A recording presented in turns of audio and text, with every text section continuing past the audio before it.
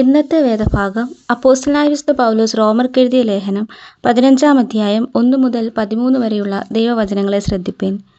എന്നാൽ ശക്തരായ നാം അശക്തരുടെ ബലഹീനതകളെ ചുമക്കുകയും നമ്മിൽ തന്നെ പ്രസാദിക്കാതിരിക്കുകയും വേണം. നമ്മിൽ ഓരോരുത്തൻ കൂട്ടുകാരനെ നന്മയ്ക്കായിട്ട് ആത്മീക വർധനയ്ക്ക് വേണ്ടി പ്രസാദിപ്പിക്കണം. നിന്നെ നിന്ദിക്കുന്നവരുടെ നിന്ന എൻ്റെ മേൽ വീണു എന്നെഴുതിയിരിക്കുന്നതുപോലെ ക്രിസ്തുവും തന്നിൽ തന്നെ പ്രസാദിച്ചില്ല.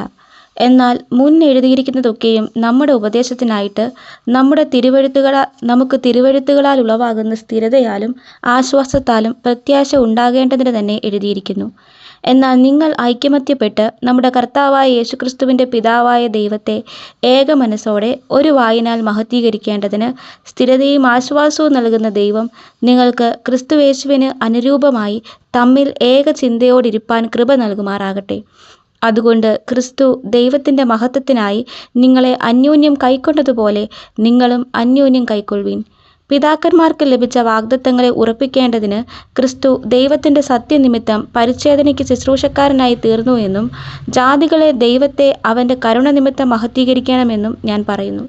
അതുകൊണ്ട് ഞാൻ ജാതികളുടെ ഇടയിൽ നിന്നെ വാഴ്ത്തി നിന്റെ നാമത്തിന് സ്തുതി പാടും എന്നെഴുതിയിരിക്കുന്നുവല്ലോ.